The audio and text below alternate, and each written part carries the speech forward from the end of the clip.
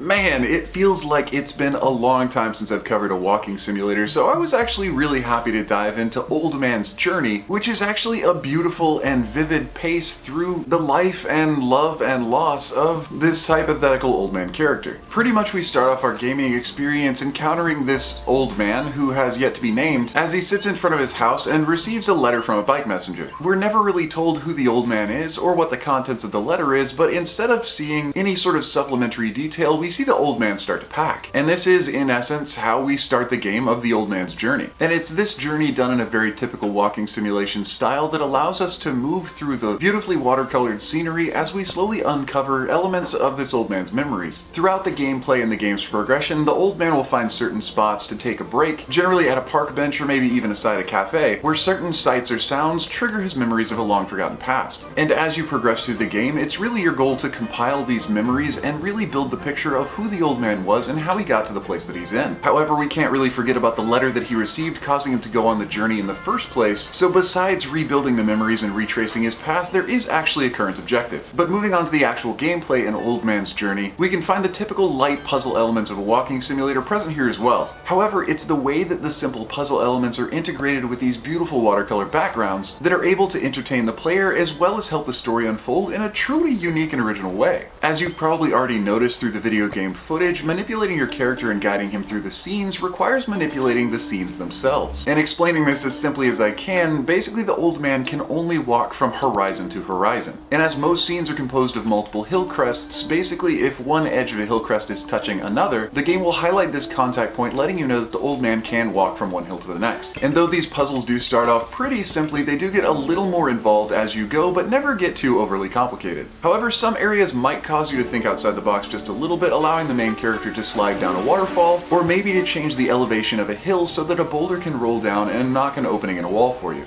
All in all though, the slight manipulation of the elevation of certain aspects of the landscape pretty much is the entirety of the game's puzzle mechanic. Though there are a few ways that this is changed up on your journey that almost simulate a bit of a minigame. And for me personally, there was a section where you're required to stack up a bunch of train tracks to progress to the next portion of the game, and I have to admit, I did catch myself smiling and just really enjoying that portion of the game. However, as simple of a storytelling game as Old Man's Journey is, there are some really unique touches the developers threw in that make it a very rich experience.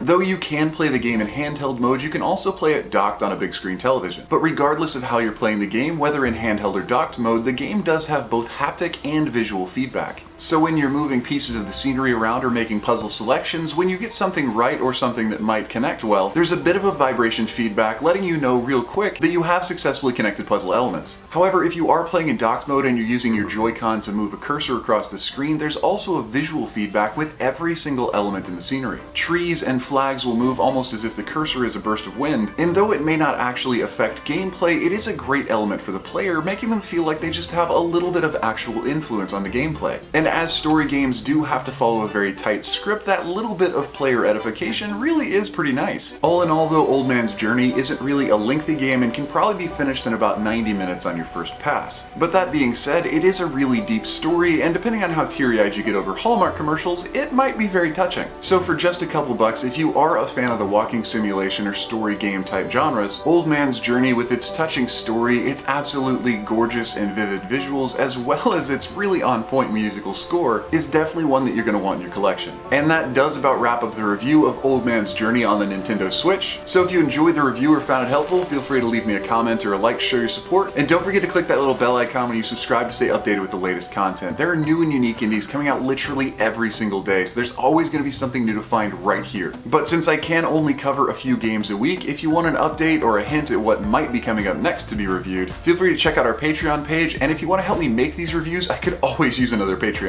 And on that note, I gotta give a huge shout out to H-Bomb for being our newest Patreon. And if you haven't checked out his channel yet, he does the same kind of indie game reviews, but for multiple platforms and in only 60 seconds. So if you're looking for a buy or no buy, maybe check out his channel. But anyway, this has been Budget Gamer, so as always, thanks for watching.